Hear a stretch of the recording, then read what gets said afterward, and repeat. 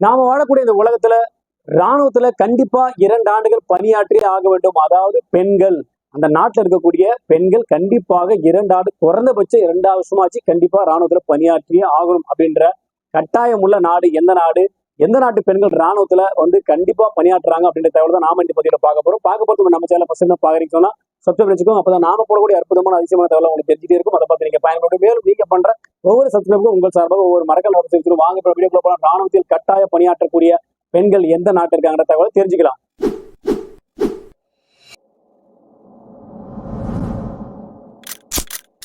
நாம வாழக்கூடிய இந்த உலகத்துல கிட்டத்தட்ட பாத்தீங்கன்னா 195க்கும் மேற்பட்ட பல நாடுகள் இருக்கு. இப்படி இருக்கக்கூடிய நாடுகள்ல எல்லா நாடுகளுமே ஒவ்வொரு சட்டங்கள் இருக்கும். அப்படிதான் பாத்தீங்கன்னா நாம சொல்லக்கூடிய இந்த நாட்டுல சட்டம் என்னன்னு கேட்டீங்கன்னா, ஆணும் பெண்ணும் கண்டிப்பாக ராணுவத்தில் பணியாற்ற வேண்டும். அதாவது அந்த நாட்டுல ஆணாக பிறந்தாலும் பெண்ணாக பிறந்தாலும் நம்ம நாடு போல வேலை வெட்டி இல்லாம இருக்க வேண்டிய அவசியமே இல்லை. கண்டிப்பா எல்லாருக்குமே அந்த நாட்டுல ராணுவத்துல அதாவது மிலிட்டரியில வேலை உண்டுங்க. மிலிட்டரியில வேலை செஞ்சுட்டு தான், அதாவது குறைந்தபட்சம் பெண்கள் 2 ஆண்டுகள் வேலை செஞ்சுட்டு வேற எதனா வேலைக்கு போகலாம். இல்லைன்னா அதே மிலிட்டரியிலே அவங்க தொடர்ந்து கண்டினியூ பண்ணலாம். இப்படி ஒரு நாடு இருக்குங்க. அந்த நாடு தான் இஸ்ரேல்.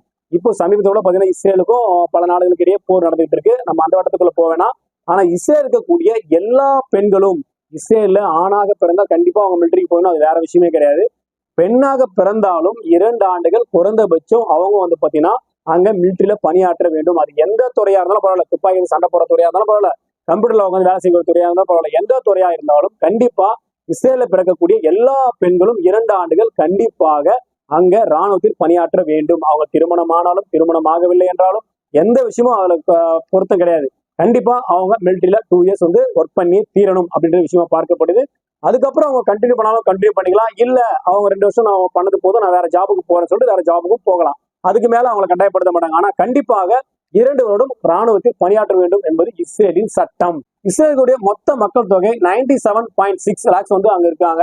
சோ கிட்டத்தட்ட பாத்தீங்கன்னா 1 கோடிக்கு குறைவான மக்கள் தொகை இருந்தாலும் அங்க ஆண்கள் பாத்தீங்கன்னா 44,94,051 பேர் ஆண்களா இருக்காங்க.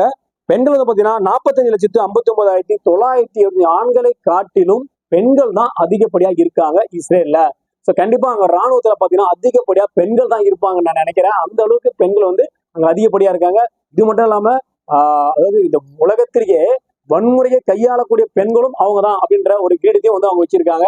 அழகாவும் இருப்பாங்க, அதே சமயம் அவங்க கிட்ட ஆபத்தும் இருக்கும் அப்படின்னு சொல்றாங்க. அந்த அளவுக்கு வன்முறையை கையாளக்கூடிய பெண்கள் அப்படின்ற ஒரு சின்ன செல்ல பேரும் இஸ்ரேல் இருக்கக்கூடிய பெண்களுக்கு இருக்கு.